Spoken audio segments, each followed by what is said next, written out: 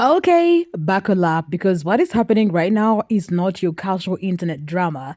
This is a full on mess unfolding live, and honestly, it's the kind of chaos that makes you blink twice and question how anyone thinks this is normal.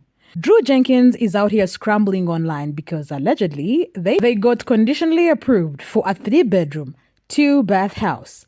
Sounds great, right? Except, of course, there is a catch. And with Resilient Jenkins, there is always a catch.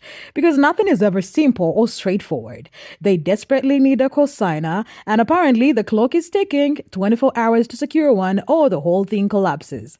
But here's the kicker, the part that really sets this story ablaze is Resilient Jenkins herself. She doesn't quietly handle it. No, she takes to social media, posts about needing help like the world owes her a favor, and then deletes it, leaving this little digital breadcrumb that screams, I deserve this, give it to me now. And isn't that classic her? The entitled performative panic, the public sympathy baiting, all while the kids are caught in the middle and the real life logistics of moving a family are completely ignored like it's just another casual weekend errand. So don't get it twisted, the story doesn't even start with Drew. It starts with Resilient Jenkins orchestrating the chaos, making everything about her comfort, her narrative, her oh poor me moment, and then erasing the evidence so no one can call her out. And honestly, that right there says everything you need to know about where her priorities lie. And spoiler alert, the kid's stability is not it. Everything really starts with that post. The one where Resilient Jenkins publicly announced that she needed a co-signer for the new house. And I want you to picture this for a second. She's typing this out, hitting publish, expecting anyone to step in and legally and financially stake themselves on her family's behalf. Like it is somehow normal that she can't manage this on her own. This isn't just asking for help, no. This is an entitlement flex wrapped up in a social media plea. The kind of move that says, I deserve this, so someone else better make it happen. And then, almost exactly like you'd expect from her, the post disappears, deleted, vanished, gone without a trace. Stephanie got all the audacity up here asking her followers or her people, her community, as she says, even though all the comments are not in a community form, but she decided to ask for a cosigner and she'll be going live asking for it. So I was able to get this gem. It was after she posted this gem and basically stated that they had applied for a apartment and they were crossing their fingers and all that stuff.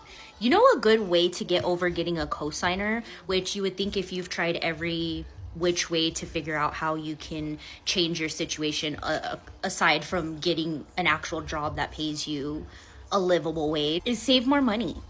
Put more of a down payment. Usually, if you offer places to put 2 to 3 months ahead as a damage deposit along with the damage deposit, they'll allow you to do that. And I'm sure you'll be able to save that if you stop using Mary Jane, which is like your $200 budget, and buying a bunch of unnecessary stuff for your motel room. Oh, and not to mention those cookies. But the audacity here, and for her to say that she doesn't trust people like that, honey, the person has to be trusting of you because they're putting their credit and their name on the line for y'all to get a place. You're asking complete strangers to do that and nobody will do it for you. Why? Well, Drew doesn't talk to any of his family, but your mom won't do it for you because you got out a loan for a lawyer to get divorced from your husband who's a PDF file and never paid it back. So you can thank yourself again for the whole situation you're in. And I guarantee that if you were to get a job that paid you a livable wage and you were able to get the assistance to put your kids in daycare, your situation would be changed a lot faster. You'd be able to put a good amount down so you can start rebuilding. But y'all want to spend your funny money on funny stuff. And here's the thing, that disappearance isn't some mistake. That is a classic Resilient Jenkins. She creates the drama, she garners the sympathy, she puts herself front and center as the struggling mom everyone should root for, and then when the public attention no longer serves her, she erases it. She wipes it clean so she never has to answer for the chaos she manufactured in the first place. It's like the social media version of I'll ask for the world, and if it doesn't happen, no one can call me out. And that is where it gets really telling, because this isn't just about deleting a post. This is about how she constructs her entire narrative. She frames herself as the mom doing everything for her kids, the one making sacrifices, the one under pressure, the one everyone should sympathize with. But when you actually watch Drew in his live, when you hear him try to unpack what's going on, the cracks start to show. This isn't a family sitting down and making an organized step by step plan. This is a performance, and the kids are caught right in the middle of it. Their stability taking the backseat to the spectacle. This is the direct result of you using your platform to rage bait and just showing your life in general. Because I don't think your like dirtiness and stuff is rage bait. I think that's really what you are. This is so crazy that she thinks anyone would be willing to do that. And if anyone does do that, they definitely deserve what they get, because these people, there's a bankruptcy, they have multiple evictions, they're not up to date on their car. Like, why? It would be so quick where Steph would stop paying, knowing that this person would have to pay to help their own credit, like to prevent their own reputation. Like, and she would definitely feel entitled to be like, they said that they co-signed, so they're going to have to pay. That's exactly. I cannot believe, guys. This is how crazy she is. This is insane. Oh my God. And I don't know how to switch this, but she said something else that was really stupid. Okay, I was able to switch it. Look at this. Like, her turning it on other people. Like, if y'all actually gave a fuck. Or, dang it. If y'all actually gave a beep. Guys. She's more crazy than I thought she was. This is, wow. And what's even more frustrating is that she doesn't just miss accountability here. No, she actively is manufacturing a situation that will get attention, draw sympathy, and maybe even generate a little clout or digital PD currency, only to delete the evidence when it no longer suits her carefully curated image. And then there's the way she frames the agency. The message is clear. We need a cosigner. We have 24 hours or we're stuck. Now, if you step back and really look at it, what do you see? There is no plan. There are no proactive steps. There is no strategy for what happens if someone says no. It's just a frantic, performative call to action. The kind of thing that makes your heart rate spike for a second because you see a family in crisis. But then you realize it's all very surface level, orchestrated for attention. That is the signature move here. Create emotion, make it public, star urgency, and then disappear when the pressure mounts or when someone points out the flaws. And that is exactly the position Drew finds himself in during the live. He's trying to explain, clarify, reassure, almost defend a situation that resilient Jenkins single-handedly created with her entitled choices while she's off frame, controlling the narrative, erasing posts, and shaping the story to make herself look like the hero in a scenario that's largely self-inflicted. I guess conditionally approved for our place, but we need some assistance or help. And normally I don't do this, but we're looking for somebody. I don't normally do this. I want our family out of here. We got three bedrooms, 2 bathrooms. The reality is that what should be private planning for the stability of the kids and the family is instead performative social media theater. And the kids, again, the ones who matter most, are sitting in the middle of it all, watching as their home, their routines, and their stability get turned into content. And you know what makes it worse? She doesn't even seem to see the problem here. To her, this is normal. To her, this is just how life happens. A little public appeal, a little sympathy, a little deleted post when it's convenient. But when you strip it down, it's entitlement masquerading as crisis. It's manipulation disguised as necessity.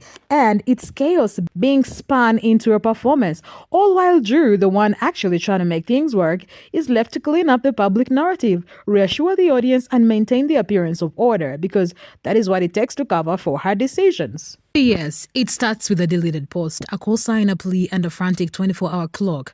But the bigger picture, the part that makes your stomach sink when you really think about it, is that this is resilient Jenkins in full control of the story, controlling attention, avoiding accountability, and performing crisis. And the ones actually responsible, Drew, the kids, the household logistics, are left scrambling while she curates her online image.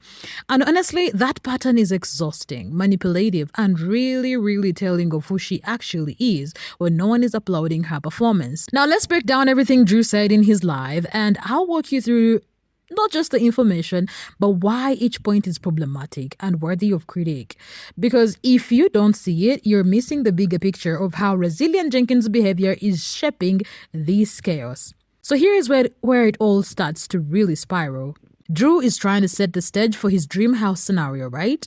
He's listing off the things you'd expect in a perfect little setup: 3 bedrooms, 2 bathrooms, backyard, garage, gated front yard, all the trimmings. He's painting this picture of a family finally getting space, finally moving into a place that feels like home, and on paper it sounds perfect. Really, who wouldn't get excited just hearing that? But the second you listen closer, you catch the first crack in the whole story. It's conditionally approved, which in plain English means you're not fully qualified yet. And someone else has to take on your risk. They can't secure this house on their own. They need a cosigner. That's right. Someone else has to stake their financial security on the Jenkins family, making it work. And let's be honest, if you need someone else to vouch for you financially, that doesn't scream responsible adult planning. It screams entitlement masked as desperation. And here's where resilient Jenkins comes in, front and center, because while Drew's doing the hard work of talking to potential co-signers, while he's explaining the conditional approval, resilient Jenkins, she's nowhere to be seen in accountability. This is a classic behavior. Present yourself as the family in crisis, pull viewers, heartstrings, make it all feel urgent and chaotic, and let someone else publicly handle the messy, uncomfortable parts. It is performative, it is manipulative, and it is risky because someone else's credit is on the line. And she's putting Drew in this awkward, emotional spotlight to advocate for her lifestyle. She's not just asking for help, she's expecting the world to bend around her, to validate her choices, while sidestepping responsibility. And if you really pay attention to Drew's words, the tension is there.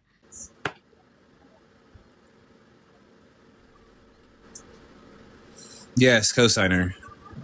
You brushing your hair? Yes. We got a 3-bedroom, 2-bathroom approved. But yeah, who would co-sign for you? I know, Brooke. That's a good question. I mean, hey, I hope we find someone. Yeah, I'm trying to get my family out of here. I don't care what I got to do. I'll get a second part-time job. I don't care. I don't care right now. The PS5 will be retired. I barely play as it is, so I don't really care.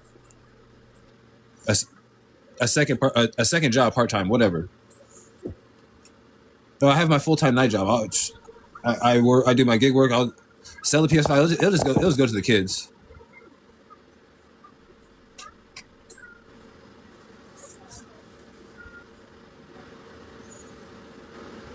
I'll set up in the kids' room. I got no problem setting it up in the kids' room to get my family out of here. The PS5 will be gone.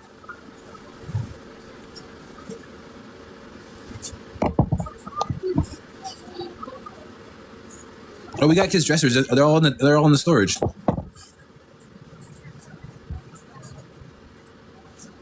No, we won't get much for this PS5. We might get like maybe 200. No, we have the storage still.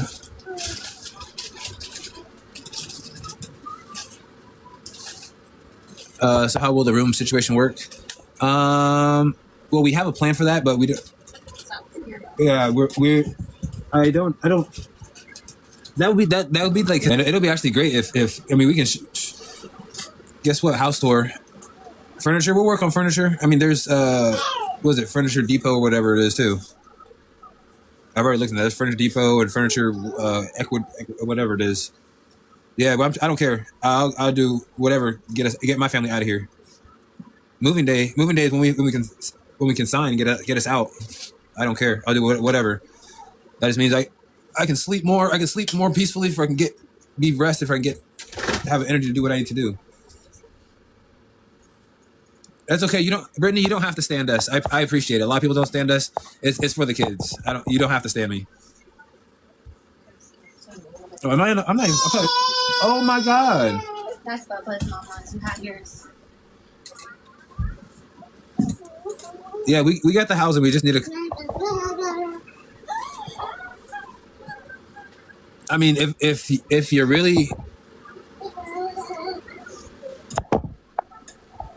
if the people that are really saying that you'll sign, oh, I've already called people. If the people saying that they'll co-sign that's legit, hey, I'm all for it. I'm all for it. 3 bedrooms, Stacy. 3 bedrooms, 2 bathrooms. He's trying to make it sound like, don't worry, we've got a plan. But listen carefully. And you can hear the stress, the strain, the uncertainty in his voice. He's juggling the promise of a better home with the reality that it all hinges on someone else saying yes. And that is a precarious position for anyone. Yet, for Zillian Jenkins, it's business as usual. This is her pattern. She wants the comfort, the aesthetic of stability without doing the internal work or facing the external risk herself. And that is the part that makes this scenario so frustrating to watch. Viewers see family in need, but the deeper truth is a mother actively creating preventable stress and putting everyone else in the hot seat. It is exhausting, really, because you can't help but feel for the kids, but you also see the root of the problem clearly. This isn't circumstance, it is strategy. This is entitlement packaged as crisis. And while Drew is over here doing the best to navigate logistics, she's essentially watching the chaos unfold, benefiting from the drama she's partly responsible for creating. So now we get to the part where Drew starts talking about the rent, and honestly, it's one of those moments where you can't help but feel the weight of the situation. And yet, simultaneously, the weight of the pattern that's been playing out for months. The number itself is staggering. $2,495 a month. That's almost $600 more than what they're paying now at the motel, which is already a tight squeeze for any family. Drew's sitting here trying to reassure everyone, saying, I'll handle this. I'll take a second job. I'll sell the PS5. I'll do gig work. I'll figure it out. The kids just need a real place to sleep. Yes, that's conditionally approved. No, we're not fully approved. Yes, it's a house, 3 bedrooms, 2 bathrooms. I'm just trying to get us out of here. Oh, trust me, we can afford it easily. I've been making sure that we can afford, if we had food stamps or not, we can afford what we had to. That's why when we didn't have food stamps for 32 days, we were just fine. I made sure of it.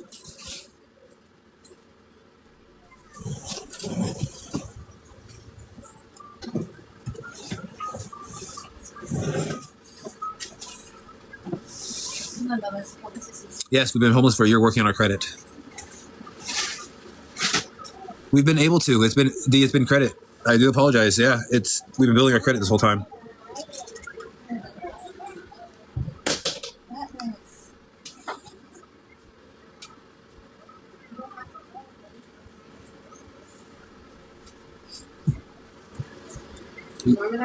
I think we're good.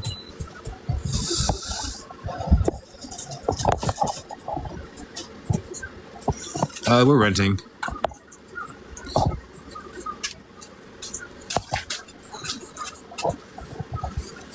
Like I said conditionally approved. Anyway, it's super good. You're not renting? What do you mean?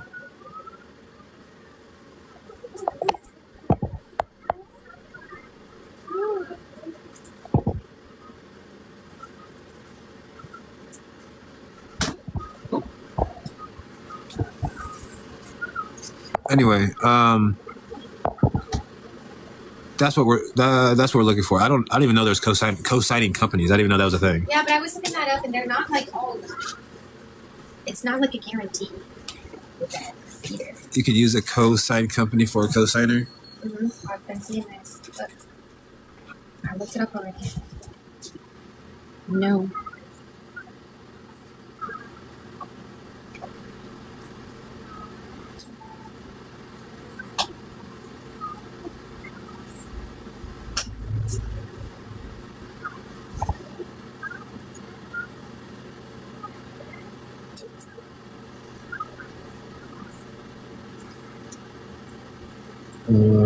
Hold on, I'm looking something up. Sorry.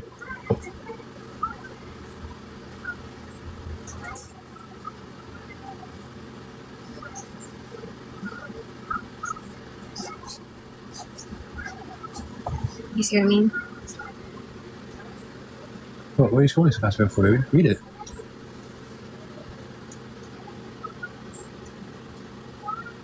Oh, anyway, let me just catch up on these comments. So if the lady would just respond to the email already, she can calculate the stuff. Oh, man, if, when. Oh, ASAP, I don't know.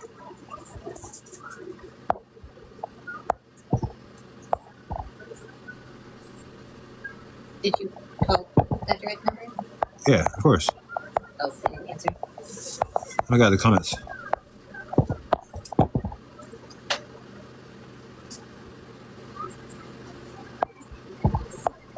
Oh, Violet, I don't care. I'll do whatever to get my family out of here. I really don't care. As long as they're out of here, I'll be at work. I don't care. And at first glance, it almost sounds like a hero moment. Like he's willing to do whatever it takes, but the more you listen, the more you realize it's all reactive, all performative, and all public. The problem isn't just the money. The problem is that none of this had to be a crisis in the first place. Drew's scrambling because of choices that Resilient Jenkins made or did not make. She's not securing income verification, not planning ahead, not doing the hard work behind the scenes to make this move happen responsibly. Instead, she's engineered a situation that forces agency that makes every little delay feel like a catastrophe, and that leaves Drew publicly begging strangers to fix problems that she helped create. And it's not just desperation, it is performative desperation. You can literally hear the tension in Drew's voice. It is apologetic, almost pleading, like he's caught between wanting to protect his family and trying to manage the fallout of someone else's lack of accountability. And the PS5, oh, don't get me started. That's not sacrifice, that is showmanship. It is a little prop to prove he's given up something for the greater good. But in reality, it's framed for an audience, not dictated by necessity. You can see it so clearly when you step back. He's putting himself out there, saying, look how hard I'm working for the kids. But he's also doing the labor of someone who's essentially cleaning up after the entitlement of Resilient Jenkins. She is using public sympathy and his work ethic as a shield to maintain the image of she's trying, she's desperate, she's a mom doing her best, when in truth, she's strategically outsourced responsibility. And that is the exhausting part, the part that makes this scenario so tense and frustrating. You can't help but want the kids to get a stable home. You can't help but root for Drew to succeed. But at the same time, you see the engine of the problem clearly, and that is it's powered by entitlement, manipulation, and a refusal to face the hard steps herself. Every dollar, every gig, every public apology he's making is reaction to the pressure she created. And that is the human story behind the numbers. A story of imbalance, of responsibility being shifted, and of a performative family crisis staged for attention. And then, as if the rent drama wasn't enough, we hit the Cosigner crisis. This is where the entire situation turns from stressful to almost surreal. 24 hours. He's even considering co-signing companies, something most people don't even know exists, let alone how to navigate properly. And he admits that he's winging it, trying to figure out rules and loopholes as he goes. All of this is happening while Resilient Jenkins' original post, the one that kicked off all of this public pressure, has disappeared, vanished, poof. What? Which is classic, really. It is strategy, create agency, publicly leverage social media to draw attention and sympathy, then quietly erase the evidence once the pressure has shifted somewhere else, leaving Drew to handle logistics while she keeps the image polished. You have to step back and really take in what this Cosigner crisis represents, because it doesn't exist in a vacuum. It exists because Resilient Jenkins relied on audience attention instead of preparing responsibility. She made the process theatrical and public. She made it a spectacle, and yet there is zero accountability on her part. She doesn't take calls to explain the financial gap. She doesn't line up options in advance. She doesn't even help navigate the next steps. Instead, Drew is out here, visibly stressed, juggling public expectation and making sacrifices that aren't entirely. Yes, we've been homeless for a year working on our credit. All while maintaining the story that this is somehow about agency. We've been able to. It's been credit. And the entitlement just oozes out of this scenario because a cosigner is not something you ask strangers to find unless you've exhausted every personal, practical option first. Yet here we are, public pressure, disappearing posts, and a family in crisis narrative being wielded like a weapon. Drew is trying to solve the problem, keep the kids safe, and maintain some symbol semblance of credibility, while she benefits from the drama, gets sympathy points, and continues to present herself as the mom who's doing her best, when in reality, the best she's doing is orchestrating a crisis to leverage others' effort and credibility. This isn't just financial irresponsibility, it's a carefully managed performance. And the human side of it, the side that hits hard in a voiceover, is seeing the effort, the stress, and the uncertainty that Drew is handling in real time, knowing it could have been minimized if someone was actually accountable. The Cosigner crisis is the perfect microcosm of this dynamic. Manufactured agency, public pressure, no accountability, all wrapped up in a narrative that looks sympathetic until you pick back the layers and see the strategy, the manipulation, and the entitlement running the show.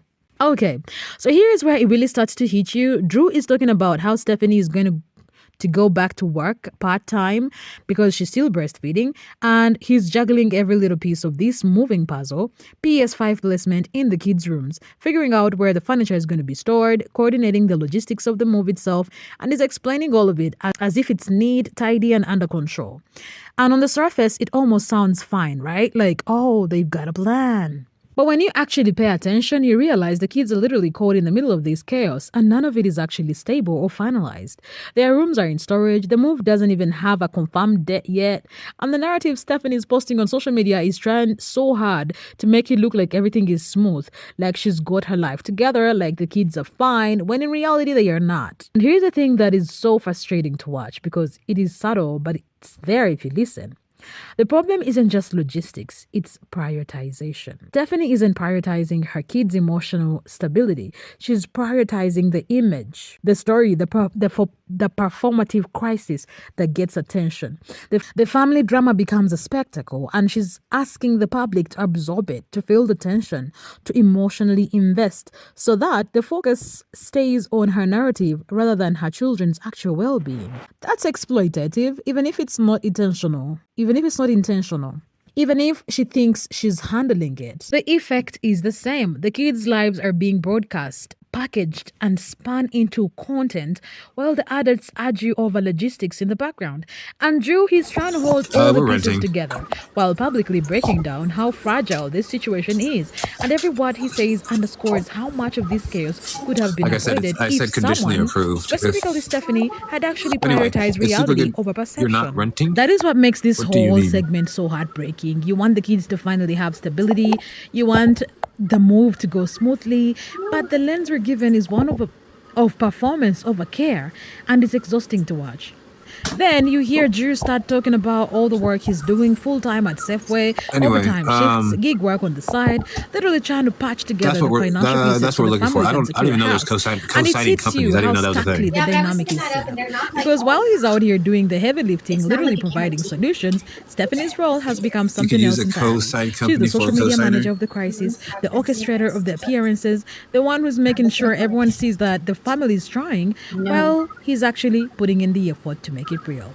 And this is where it's emotionally draining. Listening to Drew list all these steps, all these jobs, all this stress, it is exhausting not just for him, but for anyone watching who can see what's really happening behind the camera. This Cosigner situation, this urgent financial problem, it wouldn't even exist in the same way if the family had done the work responsibly. If Stephanie had actually prepared, planned, and acted instead of performing drama for an audience. She's not working harder. She's creating artificial crisis, orchestrating tension. And the result is that Drew is left holding the burden of accountability in public, while she maintains the narrative of we're struggling, but we're strong.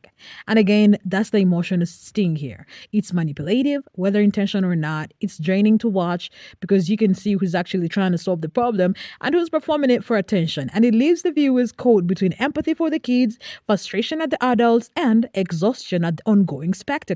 It is it's one thing to struggle privately. It's another to manufacture struggle for clout while leaving the person actually doing the work exposed to public scrutiny.